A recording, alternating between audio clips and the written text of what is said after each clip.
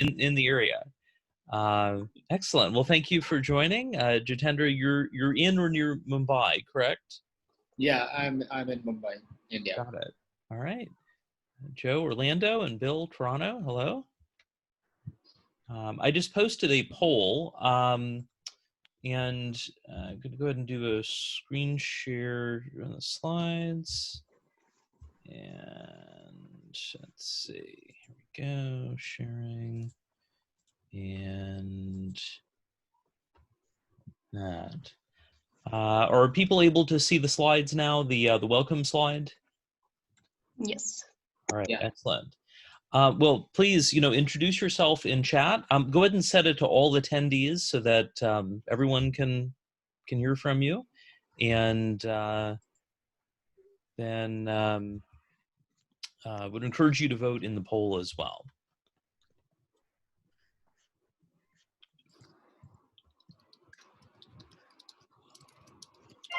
We'll get started in just a bit.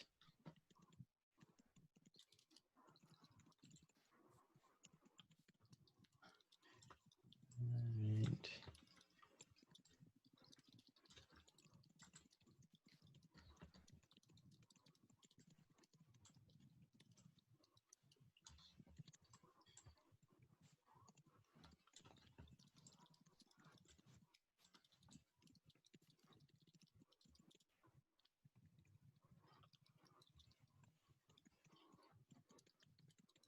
Sylvain, welcome. Sarah, Molly, Justin, hello. Hi. Where are you joining from today? I'm joining from Montreal. Welcome. We have quite a breadth of people joining today. Well, as people join, please introduce yourself in chat. Go ahead and set it to everyone or all attendees. That'll help share it with everyone. And I would encourage you to vote in the poll as well. We'll share the results on that shortly. Chris, welcome.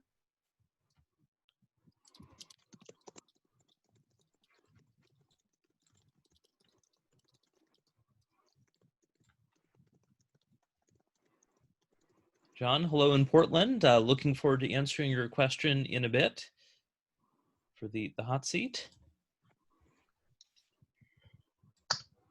Can everybody hear me okay? I can hear you, yes. Okay, cool, great.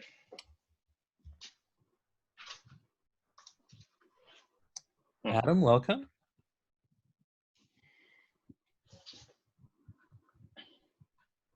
Hi. Hello, where are you joining from?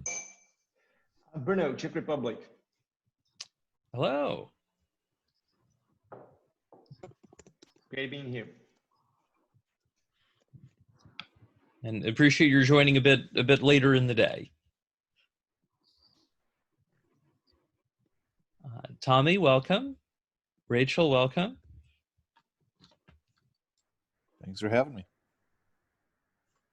Tommy, I know you mentioned about the sales prospect. We won't be digging into that on the hot seat, but about how they've been a little squirrely or slow to respond. Any further news since you had shared the situation? Sorry, I'm just switching the video. Oh, there we go. Yep. No updates. But I appreciate the heads up on the hot seat. That's okay. Yeah. For people who are here now on chat, if you've had a prospect who seemed interested and you've done the proposal and then they've disappeared, please share on chat what would you do in that situation. I think, Tommy, from my experience, they might or might not turn around, but the fact that they're not taking action, it certainly means it's not a high priority for them. Yeah. And it's sort of a send them value along the way rather than the just checking in, but they're not going to buy until they're going to buy. Yeah, I it was just a very interesting pivot because leading up to, the presentation, there had been a lot of excitement and momentum and a lot of effort on their part. And then in the wake of the presentation, which went very well, there was like, hey, loved your thing. We'll be following up soon. But yeah, you're right. I mean, there's a lot going on right now. Maybe the business has been impacted significantly, or maybe a key person has turned over or left. But yeah, just don't want to. But I hear you on sharing the value. That makes sense. One thing to consider would be, are there any other stakeholders within the organization who might be a match to, like they care about it moving forward, even if the original person didn't, and try sort of pressing those buttons. Yeah, that's fair. It's just one of those delicate situations. Yes. The person above him would be the CEO, but he made it very clear we're supposed to go through this lead person. So we'll figure it out. The CEO made clear to go through the lead person? Correct. Got it. Yeah. And it's one of those, sometimes there's that question of, do you go around them, to go to the top? But it sounds like if they've been explicit about going through the other person, probably the CMO is in charge of the process, but obviously not a top priority. At one point, I had inherited a project as a project manager where I'd heard the previous contact at the client side was just really unresponsive, not really engaged, and all that. So when I became the contact of the agency for the client, I figured, let me try to reset things. And so I suggested a get to know each other call.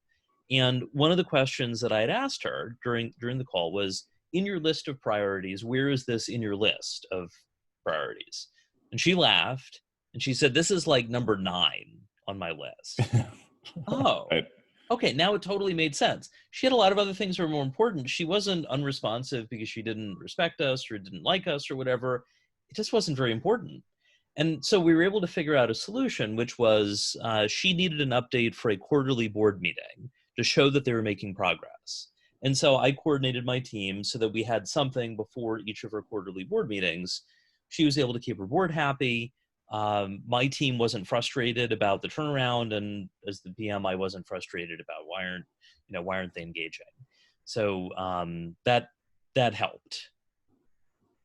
Yeah, and I think it was interesting coming out of your presentation a week or two ago about client onboarding and transitioning. That's super helpful. Just like early on in that relationship, just like how much time are you expecting to contribute to this project or this business? I think that's a great question, and certainly something we took away from that. Awesome, thank you. Well, let's dive in. Megan, welcome. Stephen, welcome. And Rachel, hello. Thanks for saying hello in chat. And Chris. So if you haven't introduced yourself in chat, please do so. Share who you are, where you're from. And if you haven't voted yet, gonna have another 30 seconds on the poll. Looks like we've heard from 80% of people so far. So if you want to be heard in the poll, I'll share the results in just a moment. Go ahead and vote in the poll. Andrea, welcome. And so, yeah, vote in the poll and go from there. All right. Cool. Good to see people saying hello. Weirdly, I'm realizing I don't see everyone in chat in the video list, so you're hiding somewhere or something like that. Jenny, hello. Chris, Molly. And all right. So last chance to vote in the poll. Vote in the poll now. We'll have, I think, another potential poll in a moment. All right. Going, gone. All right. So just ended the poll and let's share the results. Are people able to see the results of the poll?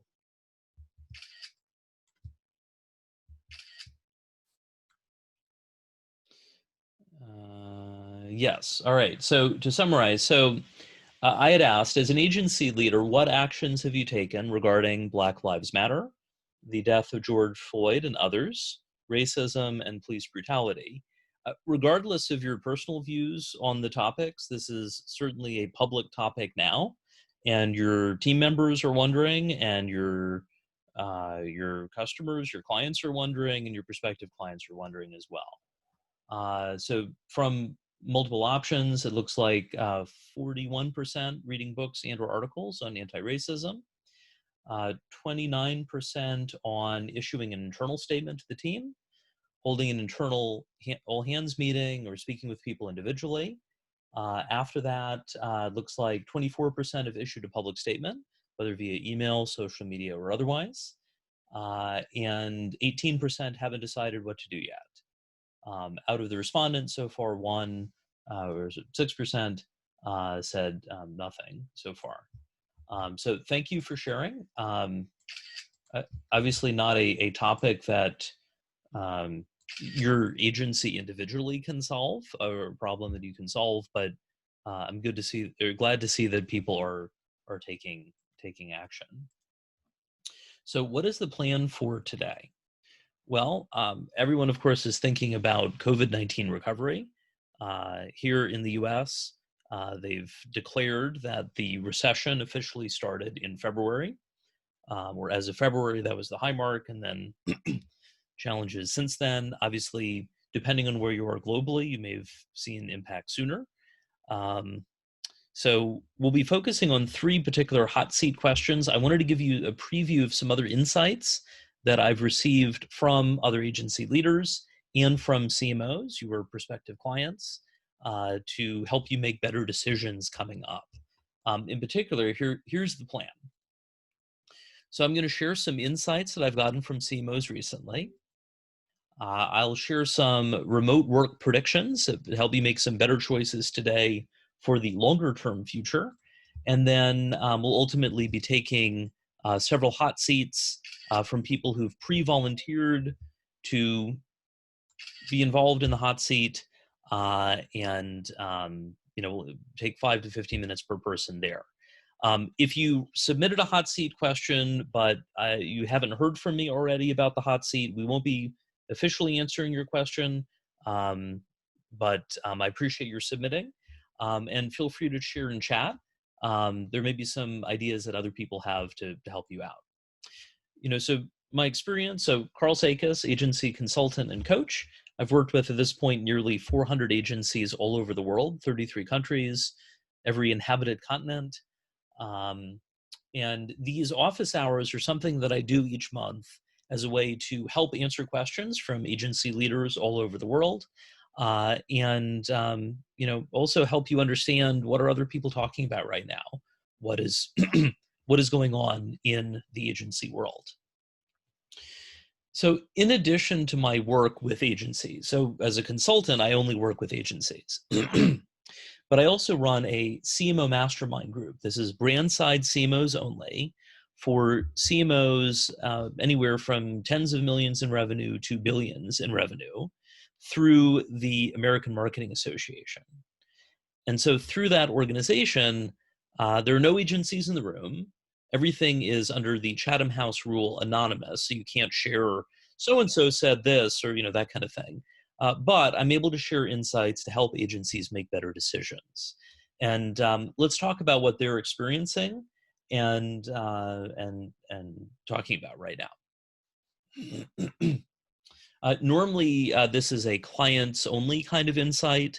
I actually shared a version of this last week in my clients-only office hours, but wanted to share it with you as well, since you've taken the time to show up today. We are recording. I haven't quite figured out the process for sharing the recordings, but you know what? If you're interested in the recording, respond to me. And if a bunch of people respond, I think that's probably going to give me that extra nudge to figure out that process. So actually, if you're interested in my sharing a YouTube recording of the session, go ahead and share in chat. That'll give me an idea if that's something people are interested in. All right, so here are some of the insights. If your pipeline is slow, you're like, why have things slowed down? Well, that's what the CMOs are saying as well. One CMO described it as their customers seizing permission to procrastinate. So if you've been like, why aren't people buying? That is exactly what the CMOs are saying, what your prospective clients are saying. So if you can help them get that unstuck, that would be helpful. Many of them are getting pressure from their CEO to just sell, sell, sell. The CMOs realize that's a bad idea. It's bad for their brand to be seen as an ambulance chaser. But I suspect some CMOs are going to cave under the pressure. There's a lot of pressure to change their product or service offering. When I asked about, were you going to change it minimally, somewhat, or radically, 60% said somewhat and 20% said radically. So if you can find ways to position your agency as someone who can help your clients redesign or change their products and services, that would position you as a higher value partner than just providing marketing services alone. There are a wide range of recovery, sort of timelines that different people report. And in particular, so 40% said minimal impacts, like things are generally, generally back to normal or roughly where they were before. I'm curious to hear the answers. I've just set up a poll within our meeting. What is your timeline? Either has it already turned around, 0 to 3 months, 4 to 6, 7 to 9, 10 to 12, or more than 12 months? Among the CMOs, 20% expected at least a year to turn things around based on their particular industry. So it's worth considering that different people are impacted in different ways. Certainly among agencies, I'm seeing things turn around for a lot of people in the past month or so. And final insight, there's a thirst for content, including live events. One CMO mentioned that they started doing LinkedIn Live events, live video on LinkedIn. Said it took them 6 months to get approved for LinkedIn Live. I got approved right as the pandemic was starting. And, once they started doing it, in a typical month, they would get 300 to 400 engagements on LinkedIn. So that's between comments, shares, likes, that kind of thing. In 1 hour LinkedIn Lives with a couple of their thought leaders doing a panel, kind of on different hot topics, in their case in the area of leadership, instead of 300 to 400 for the month, in an hour they receive 500 to 1,500 in the different 1 hour events they're doing on LinkedIn Live. On doing a tweet chat or a couple tweet chats within financial services, they saw more in a day than in a typical month. So something to keep in mind. And can you help your clients with live events? If you have any questions on that, feel free to share in chat. Wanted to jump ahead to some sound bites, some interesting sound bites from the CMOs. One was that this isn't a pandemic, it's tens of thousands of pandemics. That is, everyone is having their own unique experience. It's not just a monolithic kind of situation. Another one, we mentioned that permission to procrastinate. There's the idea around marketing isn't just convincing people that you're amazing, but they need to take action immediately. That stood out. Another one around, again, permission to procrastinate. One CMO mentioned the idea of their customers pulled a shock and pause. There's the idea of shock and awe. Shock and pause is, well, we're in shock. We're going to pause a lot of our marketing activities, but how do you get them unstuck? If you can figure out how to get your clients' customers unstuck in the buying process, that's a great way to develop demand for your agency and position yourself as a partner. Also, and this was not directly related to the recovery, but I will say that the topic of account-based marketing keeps coming up in the group, ABM. One of the CMOs said, well, we've only got about 4,000 prospects all over the world. Do we really need to do ABM? It's kind of a small group. And one of the group members who previously worked for Pepsi said, it's all the more reason to do account-based marketing if you have a small prospect group. He said, you have an opportunity to be known by everyone versus, being at Pepsi, you'd run an ad at the Super Bowl or for some sort of a sporting event, hoping to outdo Coke. And you don't need a $30,000 ABM platform to start. So if you have clients who might be a match for ABM and you haven't really explored that yet, it's worth exploring. And certainly if you're considering ABM yourself and either you're focused on a narrow niche or focused on a narrow geography, ABM may be helpful to you. If you have any questions on that, feel free to share. Before we go into the hot seats, I wanted to share some predictions about longer term impacts of remote work. Since we know the immediate impacts of remote work, what if we go beyond that? Well, here's the premise and the assumptions. If there's ever a question about can agencies function remotely, I think we have the answer. The answer is yes, agencies can function remotely. And it should only get easier as we emerge from some of the current crises. And as a result, you're going to start feeling more pressure from your team and your clients. And you know what? You're thinking it too. Your employees are likely to demand more remote options. And if you have an office lease expiring within the next year, you're thinking hard about whether you want to actually renew it or not. So, although I don't think remote will become 100% of agencies 100% of the time, I think it's a reasonable assumption that agencies will become more remote in some way to some degree. So, if that's true, and it seems like a reasonable assumption, agencies will become more remote, that creates both a problem and an opportunity, which is this.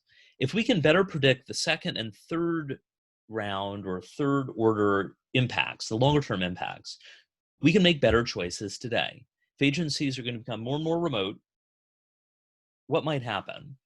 Well, I've identified 15 predictions. Those are in a new article on my website at sakasandcompany.com. But here's a brief summary on that before we go into the hot seat questions. So I've grouped these into a few themes. One of the themes is around space, around where you're doing the work. I would expect if agencies are more remote, there are going to be fewer offices in marquee cities, in New York and London and Sydney and so on. There's going to be more travel and shipping expenses just because your rent might go down. You still have to get people together. And you're still going to be shipping things to team members to help them feel connected. Likely will not go up as much as what the rent was before, but will to some extent. Also, if we look at what are fully remote agencies doing now, they have retreats, whether it's an annual retreat, twice a year, 3 times a year, maybe quarterly at the higher end. So if more agencies are getting together, there are going to be more retreats if we've got the remote events. But depending on travel restrictions, you may have to do the retreat itself virtually, which to me does not sound like a great experience, right? You're sitting at home and you're going to a retreat. Not a lot of fun, but depending on travel restrictions, that may be necessary. Whether in person or not, I am glad that 6 years ago I registered the domain name agencyretreats.com. So we'll need to figure out what kind of an offering. Feel free to share in chat.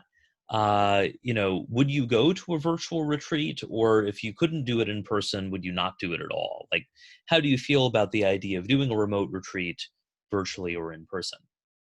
I'm curious to hear what you think. People, on the client side, you've probably dealt with some mercenaries. Those are someone who swoops into the company, shake things up, and then they're gone. And I've done this exercise with several of my clients where a new contact shows up. I'm like, let's take a look at their LinkedIn. If a new contact on the client side has only been at their previous jobs for like a year and a half or 2 years at the most, odds are good that they're not going to stick around, but they're going to shake things up.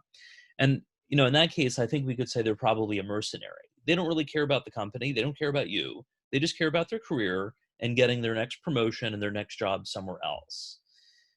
I do think that's going to grow within agencies as well, especially for some of the more in-demand creative and strategy roles. It's up to you on whether you want to play their game or not.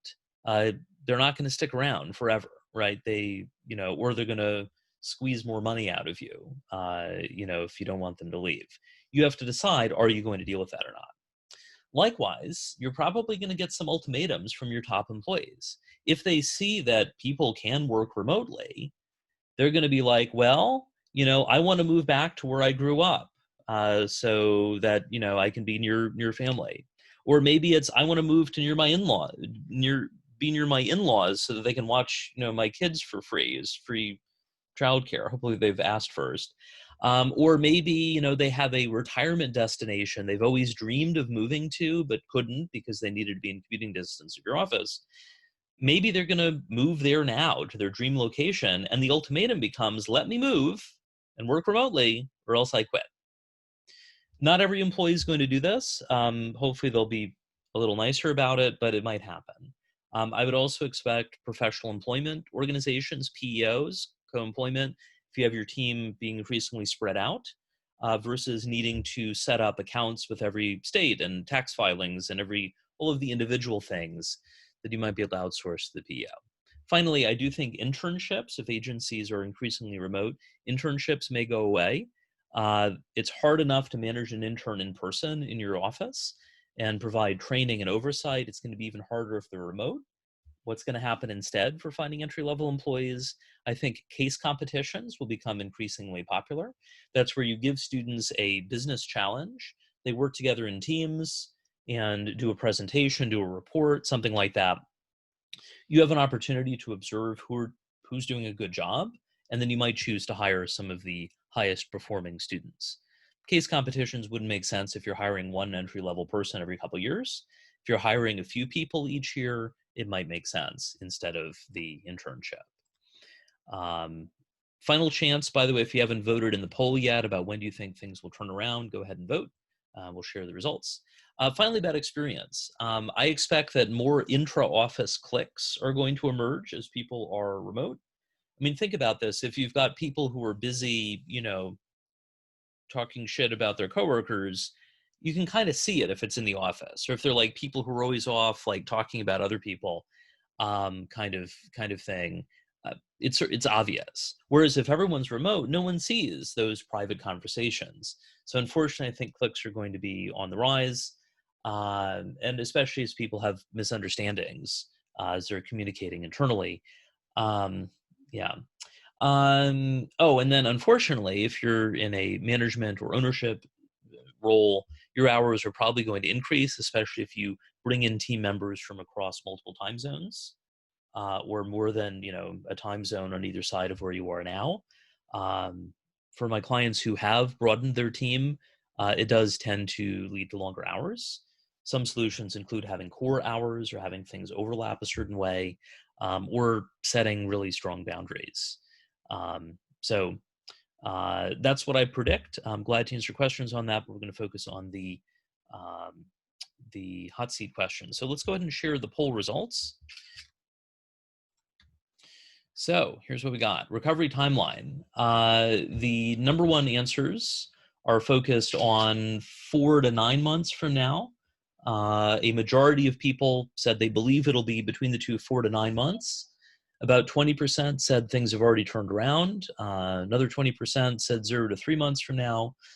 And 5% say more than 12 months from now. So thank you for sharing there.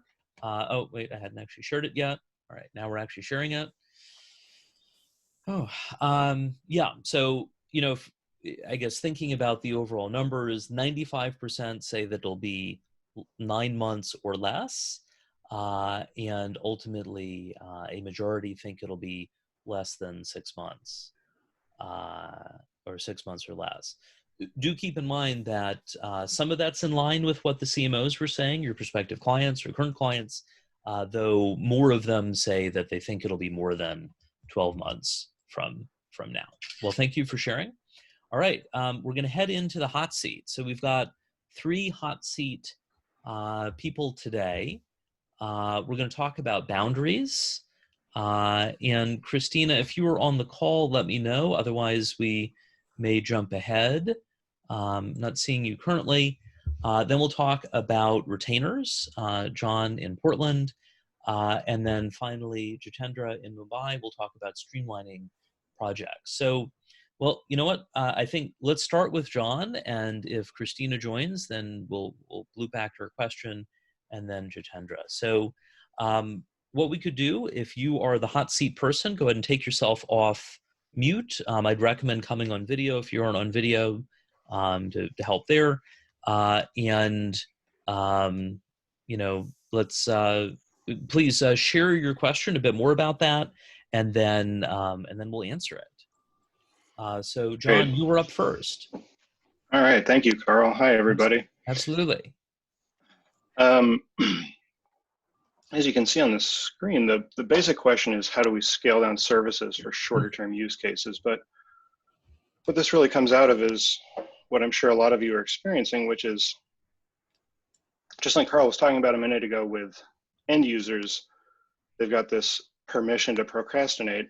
Yes. And that's what we're seeing with a lot of our clients or potential clients is they do not want to commit to a 12-month retainer. Mm-hmm. The future feels so uncertain. Revenue streams feel so uncertain. Nobody wants to commit to a 12-month retainer. People don't want to do 9 months. A lot of people don't want to do 6 months. So what we're trying to figure out is how do we scale down for, say, a 3 or a 4 or 5 month engagement? And it sort of lives in a Venn diagram gray area between a retainer, a typical retainer, and something that's more productized. Right. We have moved to productize some of our services. We're experimenting with that. We're trying to push those, but this is sort of parallel to that. This is scaling down a retainer.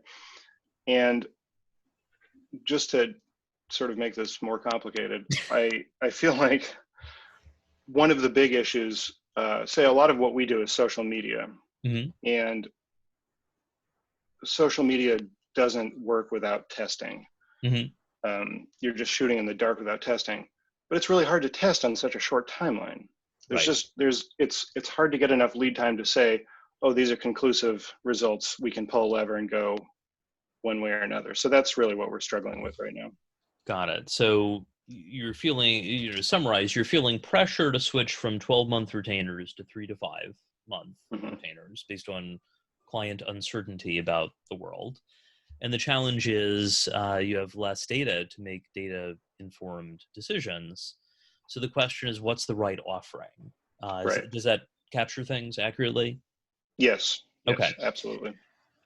As a starting point, I think one of the questions would be, what is the minimum available timeline or the minimum feasible or viable timeline to make database decisions? If 3 to 5 months doesn't give you enough data to make decisions, then you would have to, kind of like the CMOs, pivot your product offering to do something that is less data-based and manage the client's expectations accordingly. For instance, when I send emails, I'll do multivariate tests where I'll test 5 different subject lines, so that's going to 10% of the list a piece, and then the winner gets the winning subject line. So ultimately, 60% always get the winner, in the end. But of course, the question becomes how long to gather data. And so I've opted to go with a 4-hour time horizon. So the test goes out Wednesdays and Saturdays at 9 a.m. Eastern time, and then at 1 p.m., 4 hours later, the winner automatically goes out.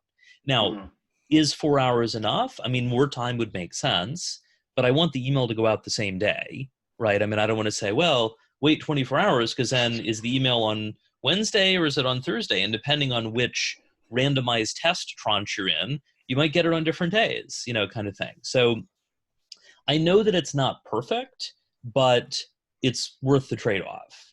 Have you had discussions with clients yet about the implications data-wise and insight-wise of doing shorter test periods? And what have been their reactions? Yes and no. We actually had this discussion with a client before the world fell apart. Yes. And that was strictly because they didn't want to spend the bread to do a normal retainer. And that weirdly went pretty well, to be honest with you.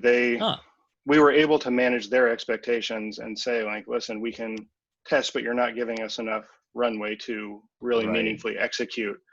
And they said, like, yeah, all right, that's fine. And that's fine as in they were okay with the less data informed results. Yeah. Okay. They understood what we were saying and they said, like, that's okay, let's move forward. That's cool. Okay. I'm just not confident that anyone else will be so understanding. Mm. And I think, and again, maybe part of it is that we've been working with one model for a long time. Yes. And so it's hard for me to get my brain around even talking about it in a different way. I mean, the other part of it too is, it's related, but you know, people obviously, we do retainers because we want to have that predictable income. Right. And people don't want to buy retainers because they don't have predictable income. So I'm trying to also figure out like what's the Yes. middle ground in terms of delivering them value, but also not, I don't want to try and be building a new retainer for new clients every 3 months. Right. So That- trying to figure out like how to, in the parlance of the day, ladder up into, like really, like I'd be happy if I could just get a 3-month retainer 4 times in a row from the same client. You know what I Yeah. mean? Well, and it is worth considering when it comes to short-term retainers, the hope is that, say they sign for 3 months instead of 12, they're going to renew for another 3 months. Or maybe Right. they're like, that was amazing. Let's renew for 6 months. Let's renew for 12, you know, or something like that. Mhm. So it is worth considering that their perception of the experience during the, say, 3 months drives whether they want to come back. Right. Sometimes it's factors beyond your control, but you know, that's a factor. You know, there's well, looking on the topic of renewals, you know, there's the concept, if you think about perception becomes reality or perception is reality. You know, one of my volunteer activities is volunteering on an antique train. Not right now due to the pandemic, but one of the training things that I got, so when I volunteer as a steward on board, so I'm mixing drinks, I'm serving food, I'm making up the bedrooms, I'm doing like whatever needs to happen other than cooking the food and dealing with the mechanical systems. So it's sort of, you know, multifaceted client service. So, you know, that's, yeah, it's quite a range of topics. One of the things though that you have to do is constantly clean, because although the car has been air conditioned since the 1930s and things are sort of sealed, they're not that sealed. So like dust and coal dust is constantly coming in, and so you're constantly cleaning. We do most of the cleaning behind the scenes, but we intentionally do some of the cleaning in front of the passengers so they can see that we're doing it. It's what one of the other volunteers described as the perception of clean. Right. Like, we know we're cleaning, but it's important that people see us cleaning, so that if we missed something, they're like, oh, well, okay, they just missed it. It wasn't general negligence. So people need to see the results in order to come back. I see a suggestion in chat. Bill, thank you. We renamed retainers as subscriptions. Covers a lot of digital offers and a custom dashboard that we build so clients can follow the metrics in real time. And Bill, I would imagine if they're following the dashboard, they're probably not interrupting their account manager as much. Is that right? Exactly. All right, there we go. Now, obviously, it's more work to build a custom dashboard. Of course, there are a lot of you know, dashboard related tools. There's DataBox. I know that you know, Pete Caputa, formerly with HubSpot, runs that, where you can pull in various data sources and display it as a custom dashboard. I know they have some agency programs as well. And Bill, as you said, and then they get hooked on the numbers. Yeah. So, John, I guess part of it is making them see the value so that then renewal becomes sort of an obvious choice. I would also think about ways to position the options. So I've got my reason, options, choose technique or methodology. I shared that in chat. The idea there is that you know, a client asks for something and you don't want to do that. You give them a reason. Then you give them 2 to 3 options. Importantly, these are tailored options that you've selected. And if they choose any of them, you're okay with them. And then finally, you let them choose. So for instance, I helped a client work through an upsell offer, and this may give you some ideas around how to position the shorter retainers. One of his clients was spending $9,000 a month, and they said, hey, we love the work you're doing for this other client. They knew that they you know, were working with someone in another geography. We want that. Well, the other client was spending like $42,000 a month, not $9,000 a month. So, you know, a bit of a difference. So the account director ended up escalating it to the owner, because if they could do an upsell from $9,000 to $42,000, it was worth the owner getting involved. So they had a conversation with the client, and they were like, well, they're spending, several times more than you are. And so the client was like, well, what could we do? What about 30,000? And then suddenly it turned into the client upsold themselves to, they're like, well, what about 35? Now, the good news was that between the bigger client and the one who was trying to upsell themselves, the bigger client had a more complex situation. So 35 actually was appropriate for the client to go from 9 to 35. But how do you make it seem like a win-win and you didn't just cave in? So the advice that I recommended as I talked the owner through it, and by the way, it was $9,000 month to month. There was no commitment. Oh, okay. So my framing was, say, okay, 35,000 if they do a 12-month commitment, 35,000 a month. If they only want to do a 6-month commitment, that's okay. It's 37,000 a month. Importantly, the owner was okay with either of those options. And either way, they locked them in. So in your case, you might say, normally, for the scope the client is considering, 12 months would be this much per month. If you'd like to do a 6-month commitment, it would be this higher amount. And if you'd like to do a 3-month commitment, again, confirming that you're confident about being able to deliver something in 3 months that they're happy with, then it would be this higher amount. So like if we were just picking numbers, maybe it's, 15,000 for 3 months, 12,000 for 6 months, and 10,000 for a year, and obviously the numbers could be much higher or lower. Sure. Does that, because then they can decide sensitivity wise, is it worth it or not? Do you think that might be helpful? I do.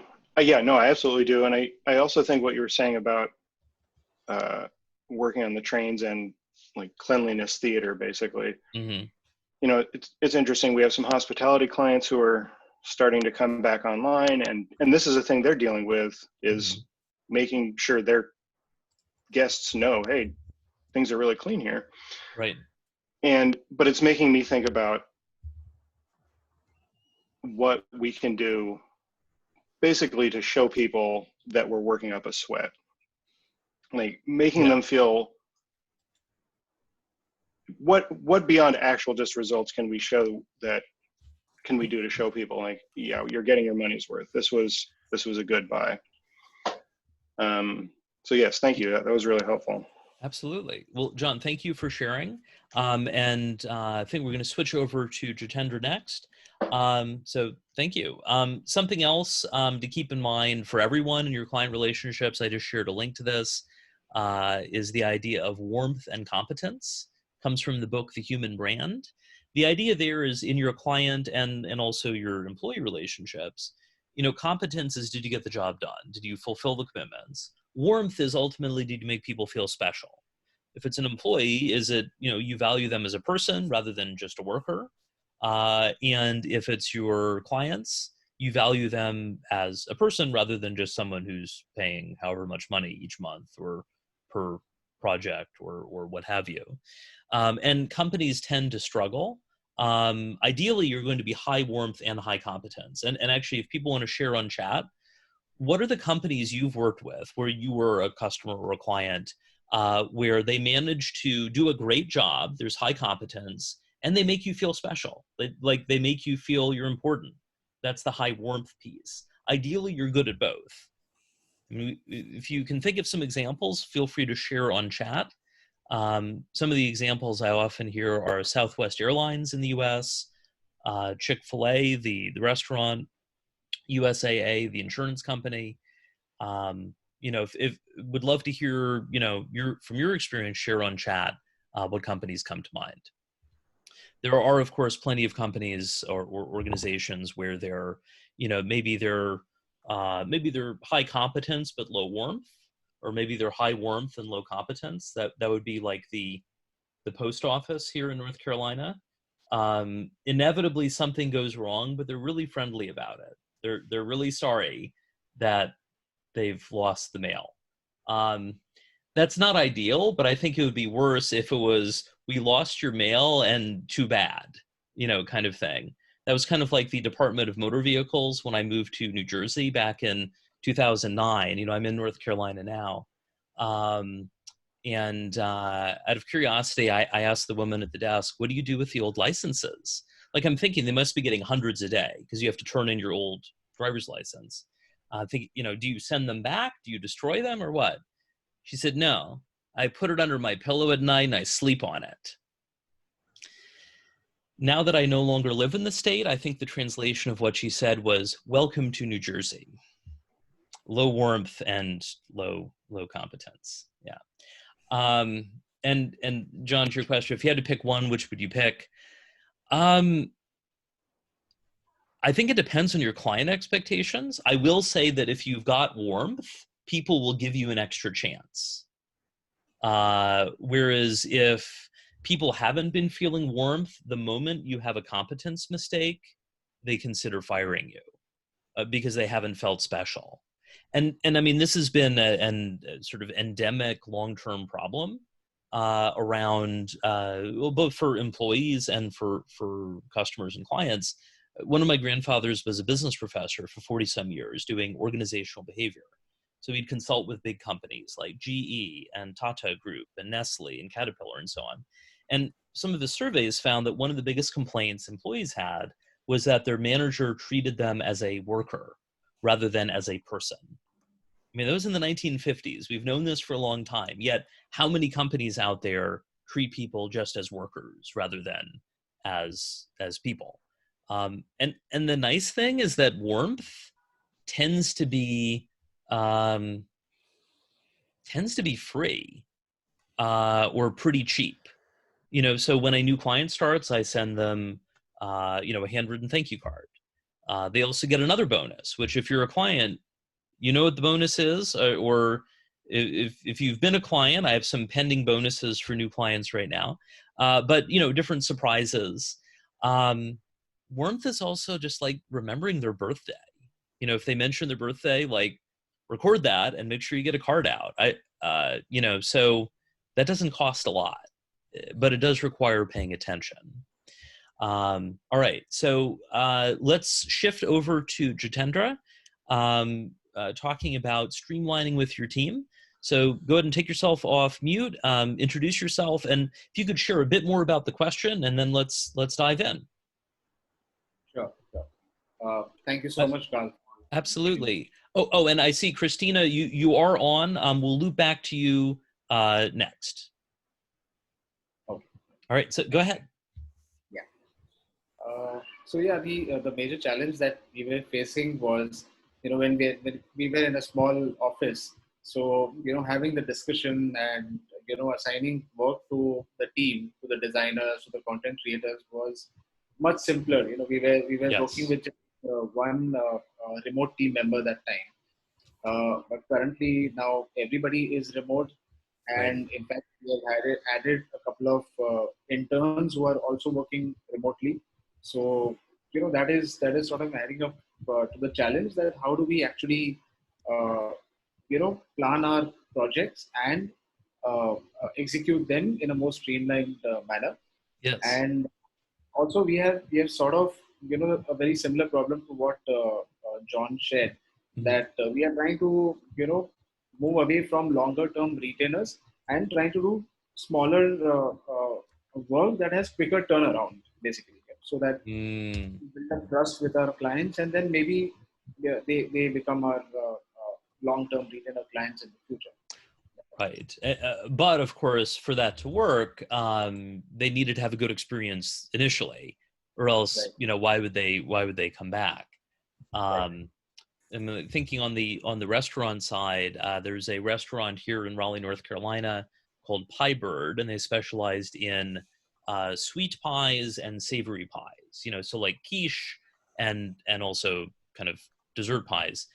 And their service was terrible.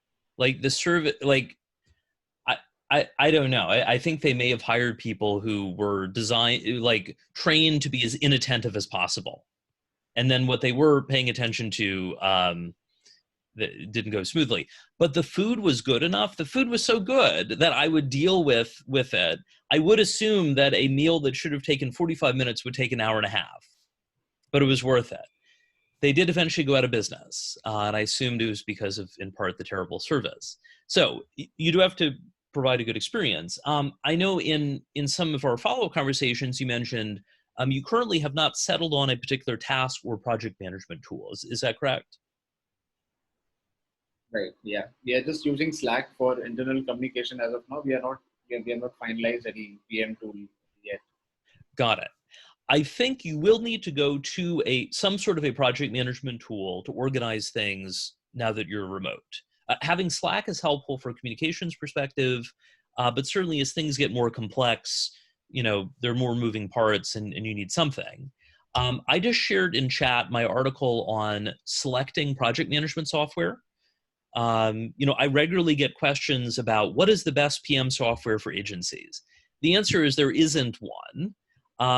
For everyone who is listening, go ahead and share on chat. What is the PM tool, the project management tool you use?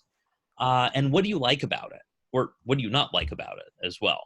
I think one week I had one client switching to Maven Link, the tool, and another client was switching from Maven Link as well. And I'm going to share a second link, which is my article on PM software options. That article is currently up to 77 different options.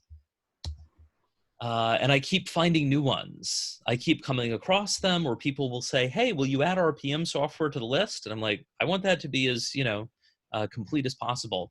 I will share some ideas, some things to keep in mind, that tend to come up. If you're looking for an all-in-one solution, Workamajig comes up regularly, like manage everything. The challenge is there's a very steep learning curve. So if you're not using it for 100%, it reduces some of the benefits of using it. So it's good all in one, but it's hard. Agencies tend to like Asana for ease of use. Jira is popular if you're working, if you're doing work in an agile format. Teamwork tends to come up as a fairly comprehensive option. Not everyone loves the user experience. As we're seeing some updates in Slack, or Slack is coming up. Let's see, so we have Jira. Sarah, glad to hear the list has been helpful as you're sorting through things. Let's see, Megan, you shared Notion and Slack and Trello, which brings up an important point.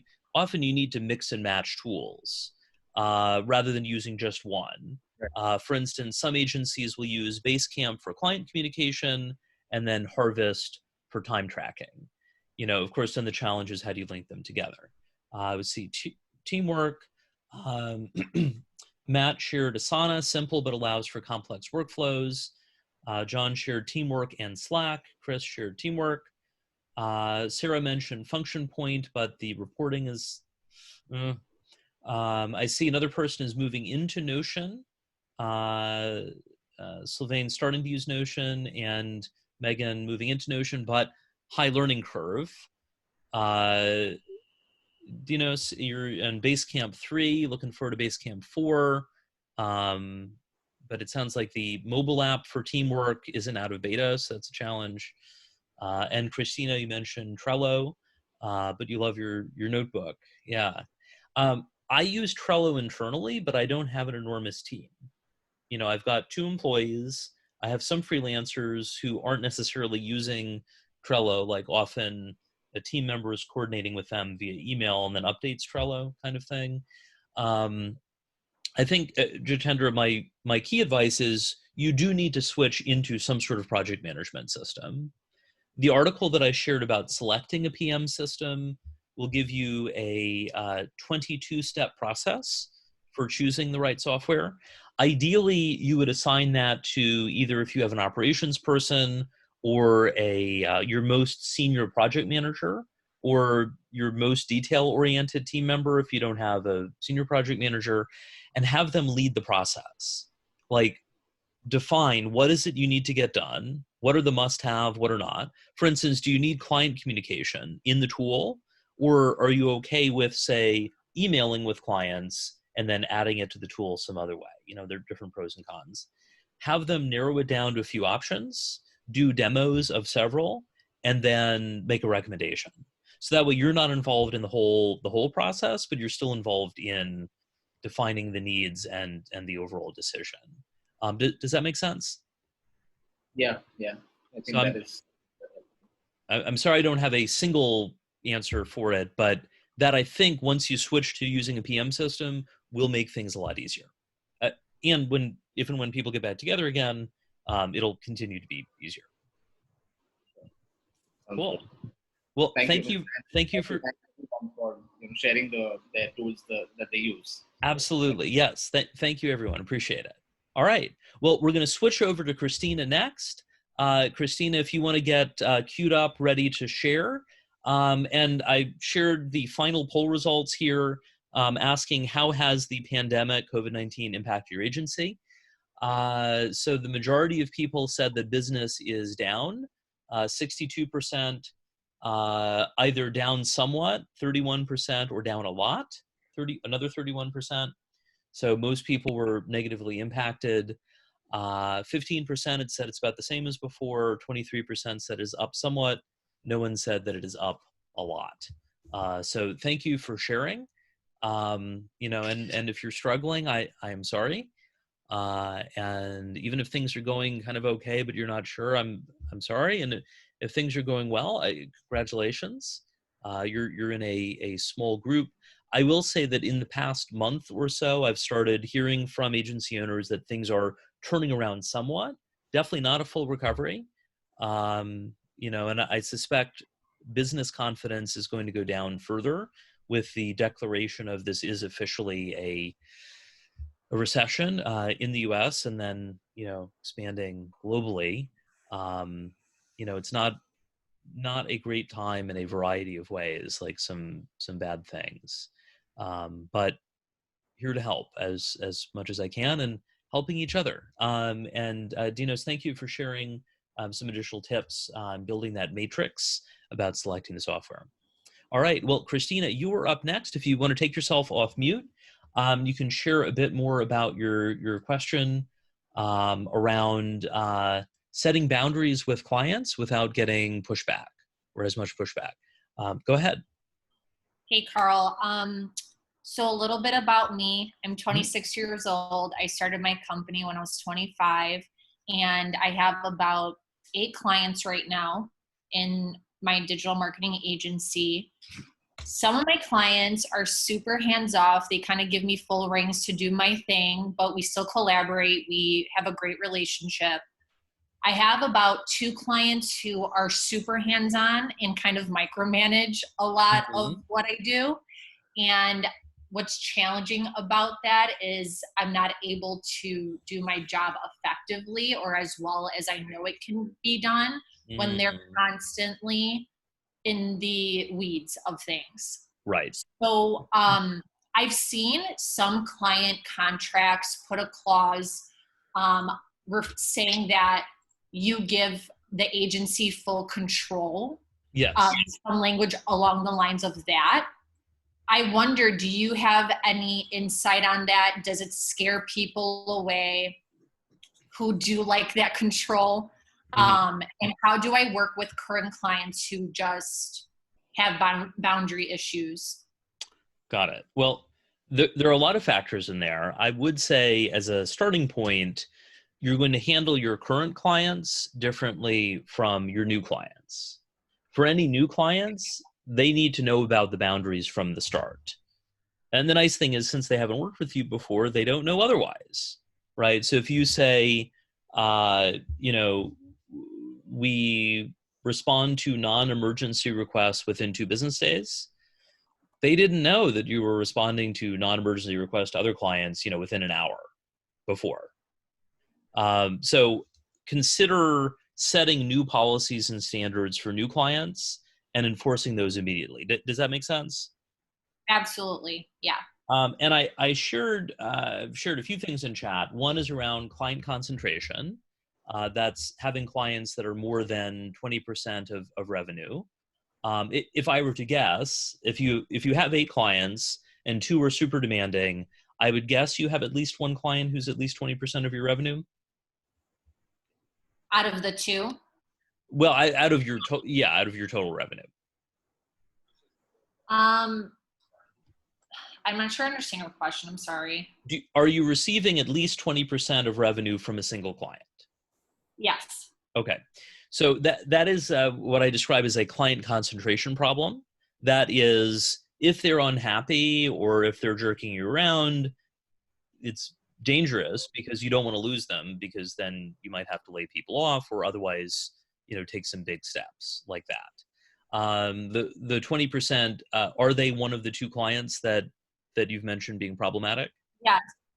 All right. Actually, the one that is the most problematic brings me the most revenue, and that's exactly my fear.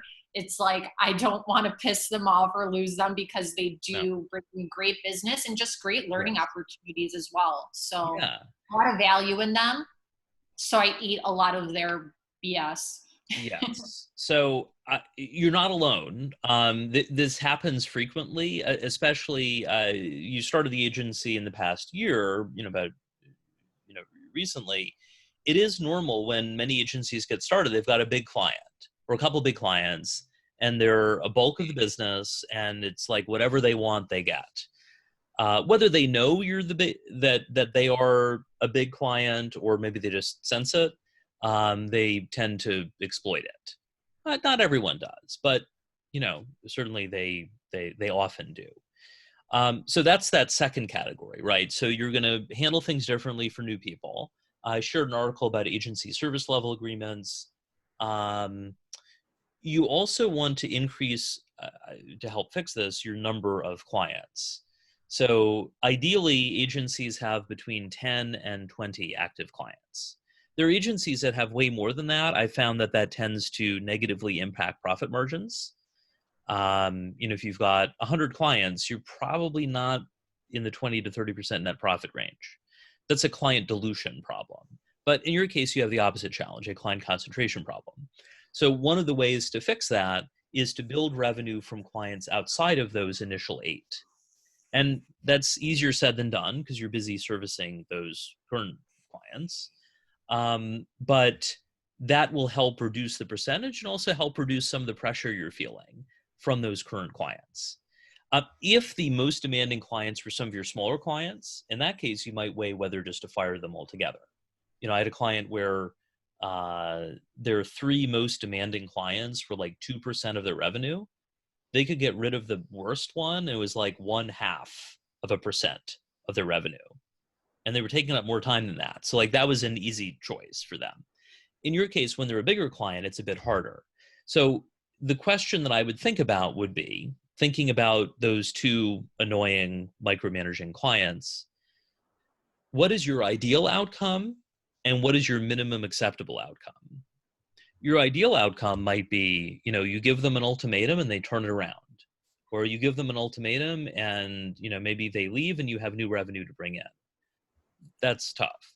Your minimum acceptable outcome might be that they change something, but they don't leave as a client, right? You need the revenue kind of thing. So in that case, it would help to know the boundaries. What do you ideally want, and what is the minimum acceptable? Because, for instance, if losing them as a client isn't an option based on the revenue impact, you may be less forceful in the boundaries you set with them versus your other clients. Does that make sense? Yeah. Okay. It does. So, do you have a sense of the minimum acceptable and what the ideal is? No, but I definitely want to give it some thought. Okay. I thought in a weird way, if I increased my hourly rate, maybe that would make me feel better for all the BS I have to deal with. But at the same time, I've learned over, just working is no matter how much money there is in play, if I'm not happy and you're annoying me and putting down things, I don't know if money will really solve the issue, the core issue. Right. So when it's our own, sorry, what was the last part there? I was just gonna say, I have to give it more thought. I'm really,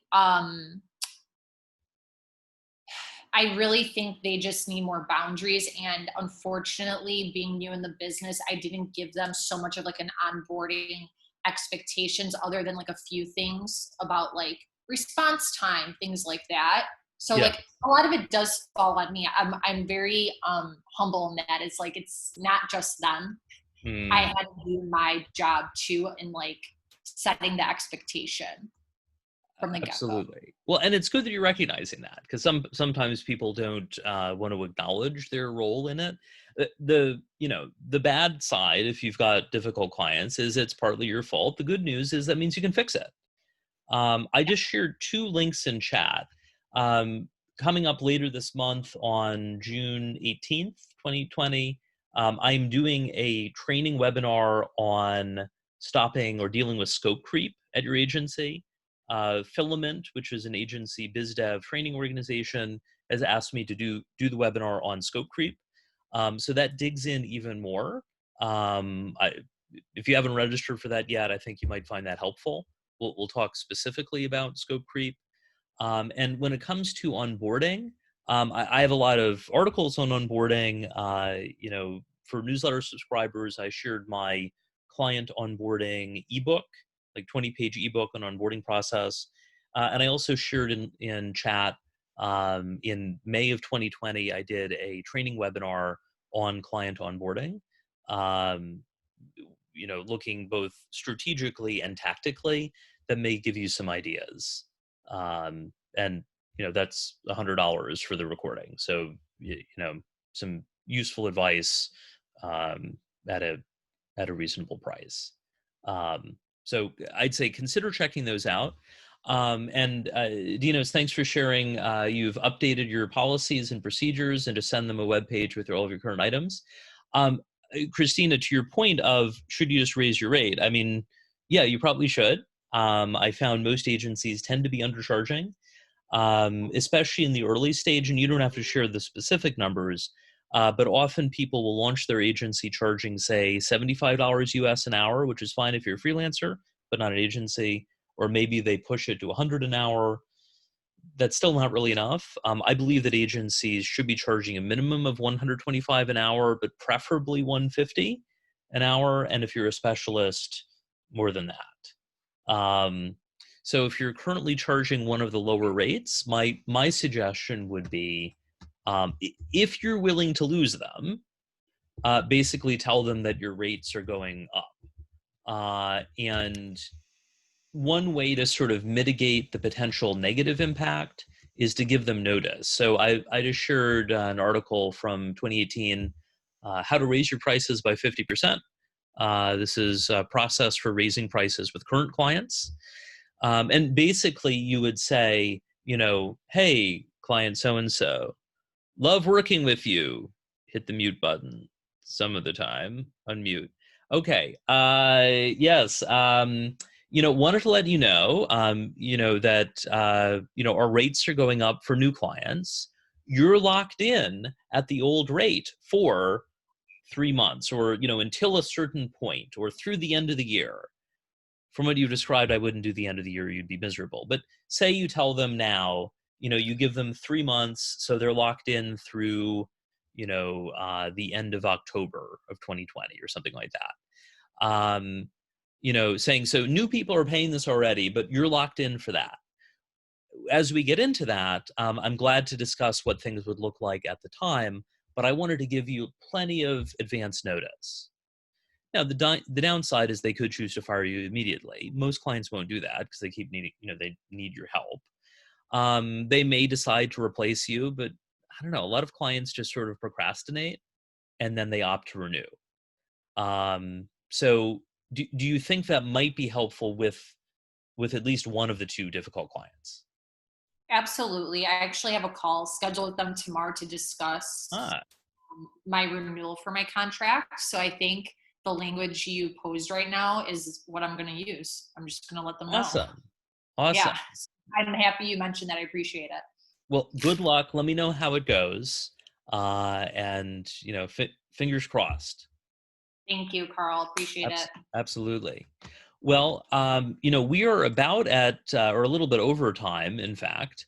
I appreciate everyone joining today. If you want to deal with scope creep in a good way, check out the Filament Scope Creep webinar that I'm doing June 18th. They have a group option. If you want to bring more than one person, you can save some money that way with the group. If the client onboarding bit is helpful, I shared that in chat. I will stay online, like keep the recording going. If you have a question you're hoping to ask me, like stick around. I will, I'm glad to answer your questions. If you are interested in joining a future office hours, I just shared on chat how to sign up. The next one is Tuesday, July 14th, this same time slot.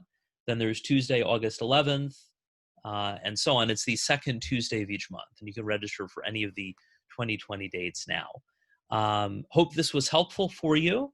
If you need to get back to work, go ahead. Thank you for joining. Appreciate everyone sharing today and sharing questions and sharing advice.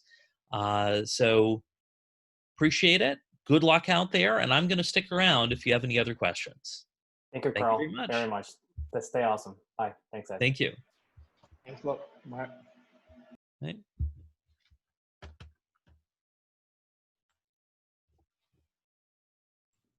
Hey, Carl, I have a question. Yes, Matt, hi. Might as well jump in here. How are Yeah. you? Thank you. So in my business, we help.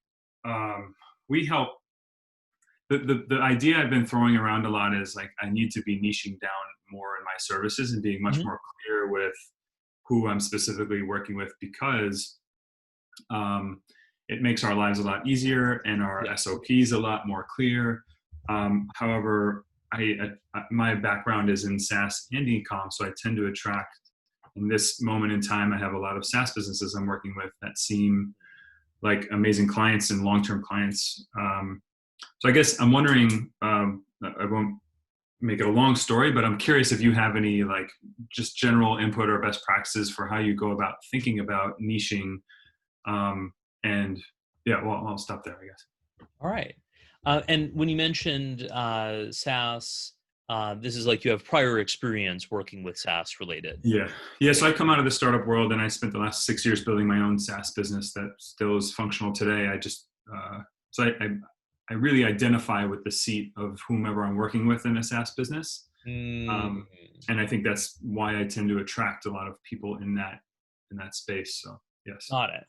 Well, I've shared a few things in chat. One is my article on choosing a vertical specialization. SaaS is sort of a horizontal specialization that works a bit like a vertical specialization, because like SaaS people get together.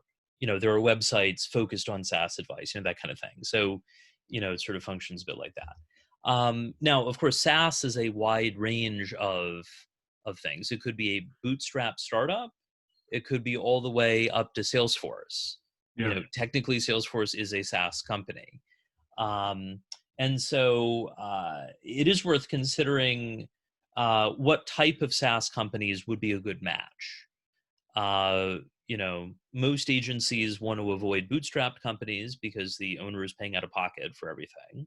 You also don't want to be the very first agency they ever worked with. Or if you do, you can expect lots of client education.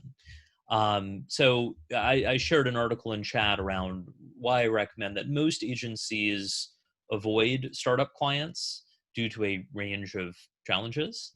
And for people who cannot resist working with startup clients, because they're fun, they're interesting people, your work makes a big impact and all that. I did share a follow-up article on if you can't stop yourself, here's what to do to protect yourself from a perspective. Most of the SaaS businesses that we're working with now are in the, they're quite large. They're 10 million plus run rates. So perfect.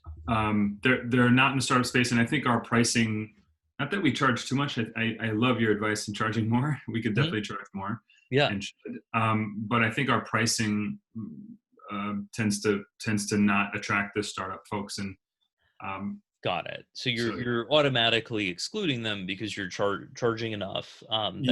That sort of stuff. I'm always open to a conversation, and I do it more as like, because I love what I do and I love the conversations, and I see it as I'm capturing their information so I can keep them on our lists and things like that. But because eventually they're going to become a larger SaaS company or one. That's the goal. Yeah.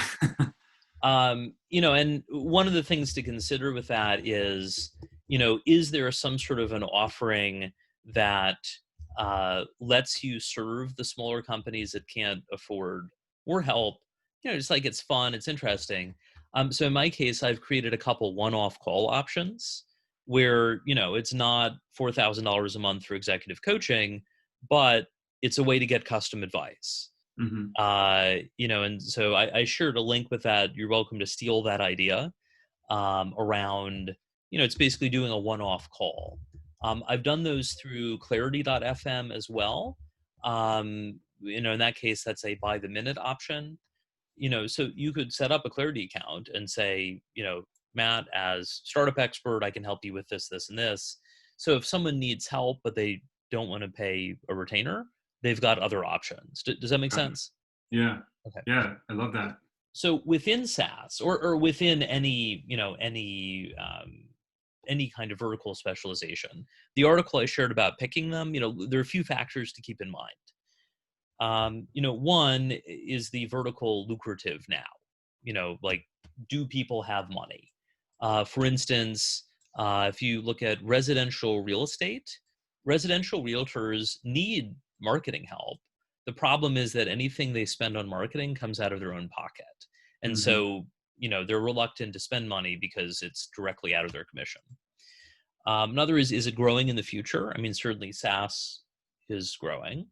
Another factor is, can you help clients get results and show them that they're getting results? We talked about that earlier about, not only are they getting results, or they perceive that they're getting results. And dashboards can be helpful for that. And especially helpful tie-in for SaaS is you can see what their sales are in real time. And it's easier to track, what the sources were. So certainly the more you can do to prove the revenue came from your efforts, the easier it is to justify premium pricing and sticking with them. Sorry. Oh, no, go ahead.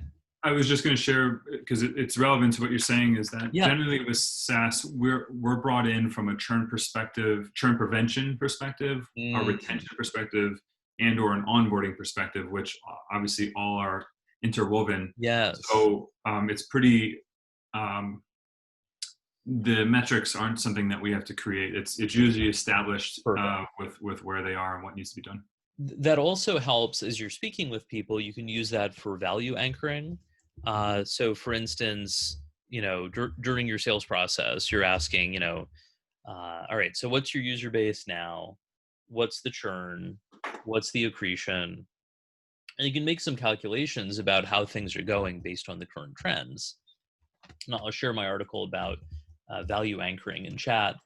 And the idea there is you might be able to say, if we could get your attrition from 4% a month down to 3% a month, how much would that be worth? And you could probably make some rough calculations about that. Or what if we could get you down to 2%? And obviously you have to decide what's reasonable from a possibilities perspective, but that's another advantage of specializing. You could say, in our work with your category of SaaS products, normal churn is this percent, and over this period of time, we can get it down to this number. So we think we could make an impact for you. I'll use that with agencies where, ideally, your net profit margins are 20 to 30%. That's after paying everyone, including paying owners a six-figure market rate salary, but before the taxes you pay as the owner, 20 to 30%. So, if you're like, well, currently it's 10%, all right, well, what would it be worth to get you to 20% or potentially on to 30%? On the other hand, if someone, an agency in Australia reached out, like a year ago, and they were like, well, our margins now are 30%, and we want you to get it to 40%. And I'm like, that's probably not realistic. And especially because they had a very senior team, that wasn't going to work. And I let them know that. I said, there are other things I can help you do from what you shared, but I am not confident about getting you from 30 to 40, because typically the only way to get there is through understaffing. And that's not a good model. And they didn't seem to have other ways to make it work. So anyway, that's another value in, or another helpful thing about specializing. Yeah. Did you want to hear a couple other things that might help as you're narrowing it down? Absolutely. All right. And this is in the article, so you can see a bit more about it. Ideally, you have experience in the industry, preferably with a public portfolio of examples and case studies. It sounds like you've got the examples. And I think you also have an important why. You know, if we think about the idea of the hero's journey, you know, of like, well, my framing is make the client the hero, right? Yeah. We all think of ourselves as the hero of our own lives, but when it comes to working with clients, if you can make the client the hero and you're the helper, you know, why would they ever choose to leave? You're making them the hero, you know, and more of the hero. So I think the fact that you've been in their shoes, that helps from a connection standpoint. And, you know, you can say, you know, here are the struggles I've dealt with, you know, and here's how I can help you avoid these struggles. You know, there's an authenticity to it. Yeah. And, you know, you'll need to decide, you know, exactly how you approach it. You know, StoryBrand uses the hero's journey as, you know, a lot of their, you know, their overall framework. I just shared an example here. There is an attorney, Joseph Freed, who is in the Atlanta area. His specialty is truck crash cases. So, like, if you're in a crash, a car crash, and you were hit by a truck, you know, he will represent you and get as much money as possible. And in the bio I shared, he talks about his experience. For instance, as a police officer, working while he was in college, investigating hundreds of crashes and realizing that there was a difference between car and truck crashes, and then eventually, you know, went to law school and decided to specialize there. I mean, it's a great example of why he chose that niche. And you could do a similar thing, and use the examples. Of course, you also want to like the industry. For instance, you know, doing marketing for car dealers is potentially lucrative, but if you don't like car dealers, you probably don't want to do that all day long. Yeah. You know, on the other hand, if you love cars, it's great, right? So, like, do you like the people? Clients gladly pay money for help, including for strategy. Ideally, clients have a lot of money flowing through their business because that's part of getting paid. You have an opportunity to stand out from the competition. And then also importantly, any kind of structural aspects of the industry mesh with what you're doing. Yeah. For instance, you know, if you're like, I want to do financial services marketing, but you have no experience dealing with the regulatory aspects of financial services marketing, that would be an extra bit. So what stands out from what I shared? Well, a lot stands out. I do resonate very much with working with SaaS businesses because, I mean, when I first left the business, it was hard. It was like my baby. Yeah.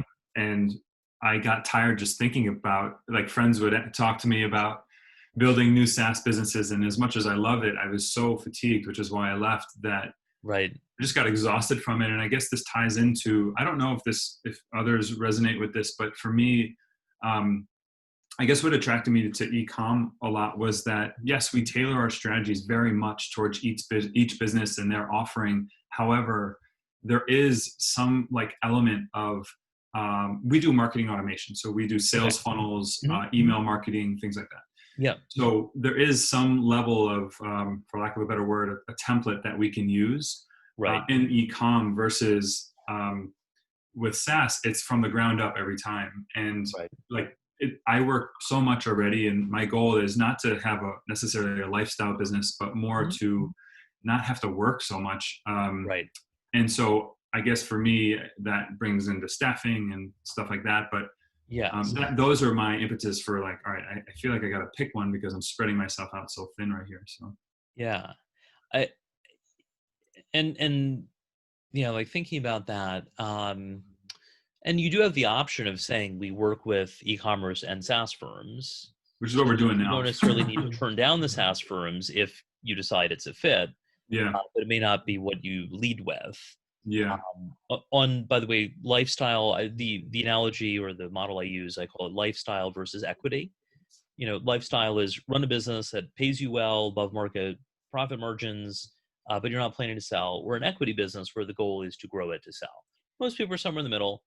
Sometimes people will say things like, I don't necessarily want to sell, but if someone offered me a dump truck full of cash, then okay, I would take it.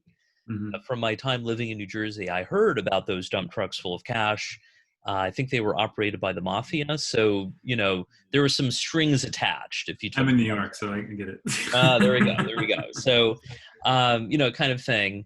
So, it sounds like you've got some relevant experience. How are you on the e-commerce side?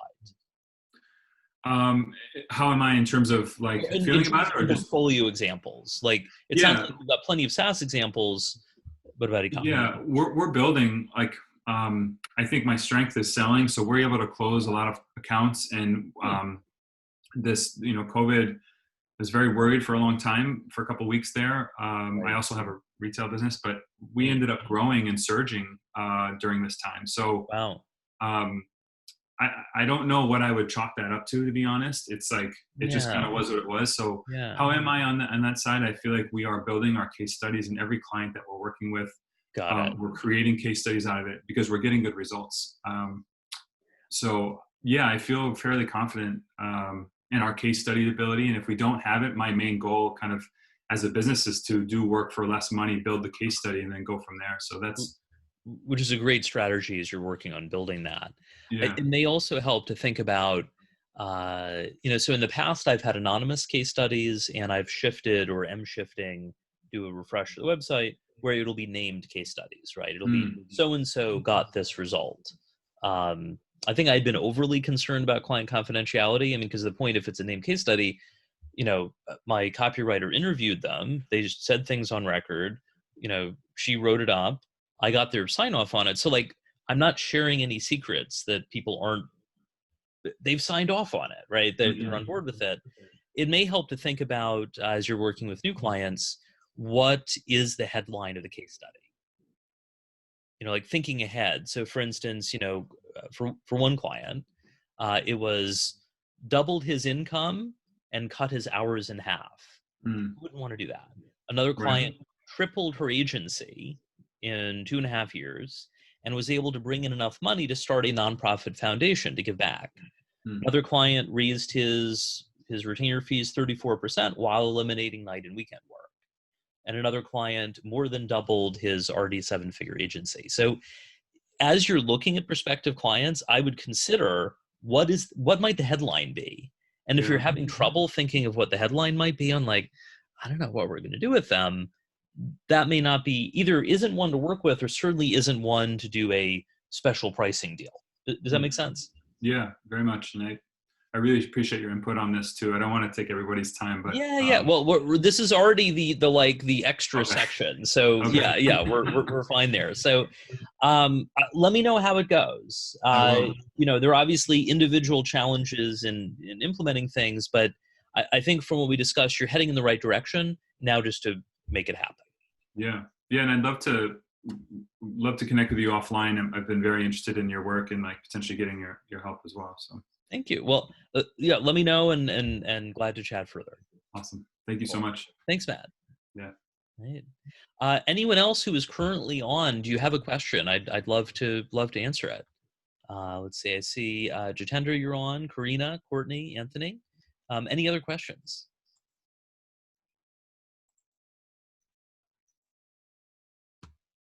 If you have a question, go ahead and share on chat or unmute yourself. Karina, you had a question? I have more like a short one, maybe just because I'm really new in the industry. So basically I came on just to listen more, but then I have this on my mind that I'm really trying to define if now is the time to go more like in regards of what Matthew was saying.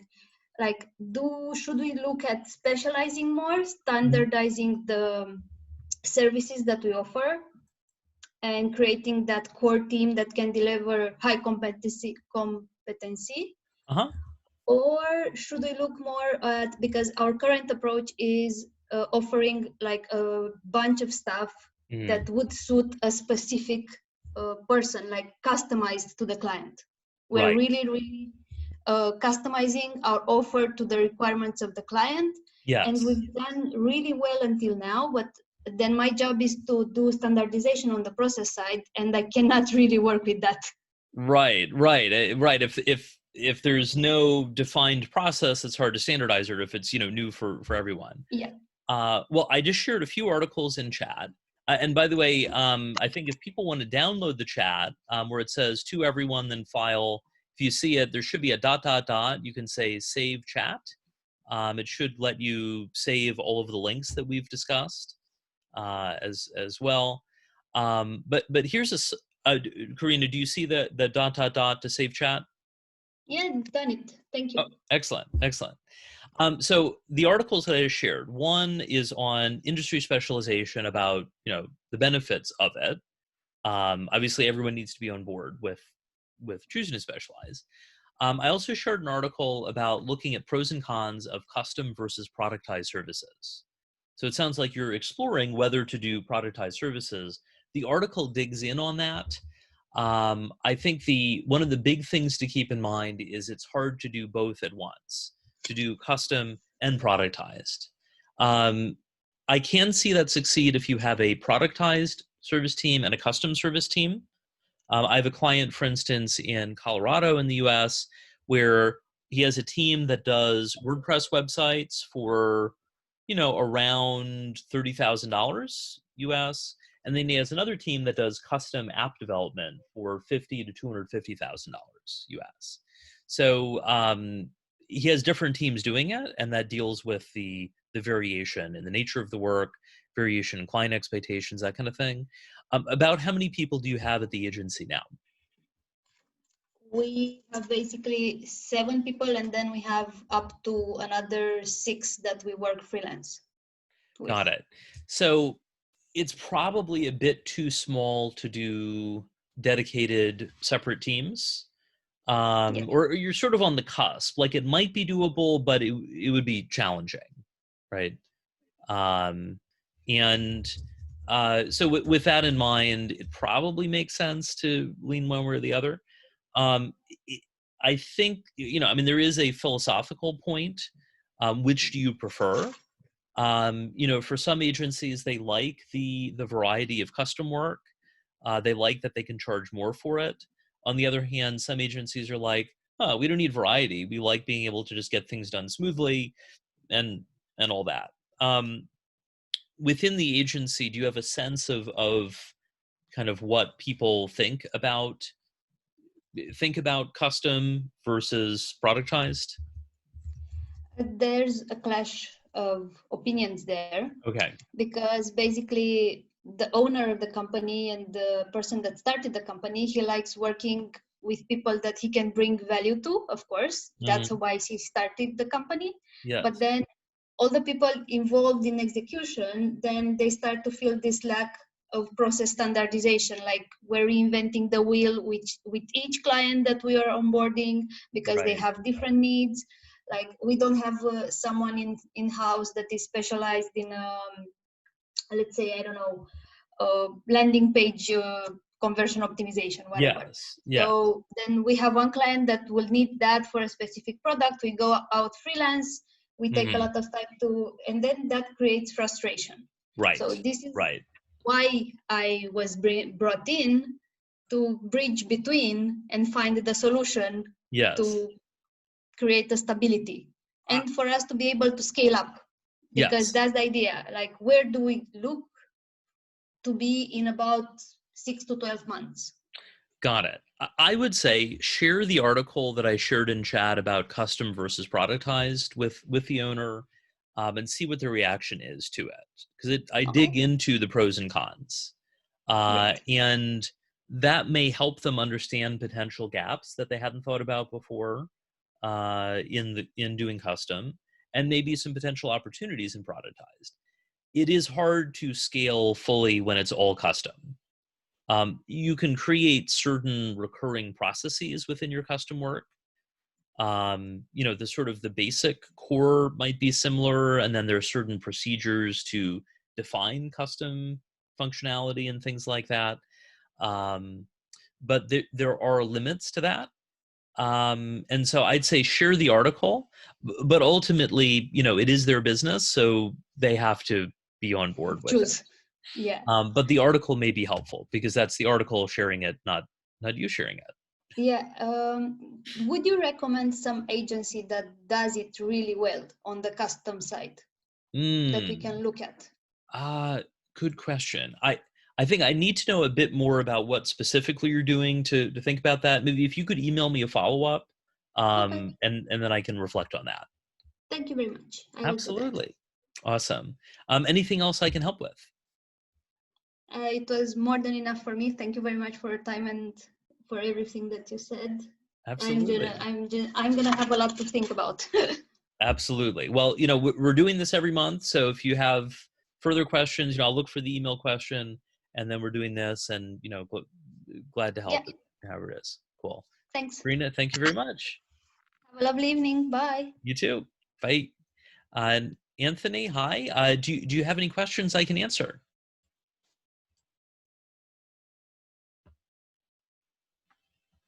All right. Looks like it's not. So, well, thank you everyone who joined live. And if you're watching the recording, thanks for tuning in. Good luck out there and see you again soon. Take care.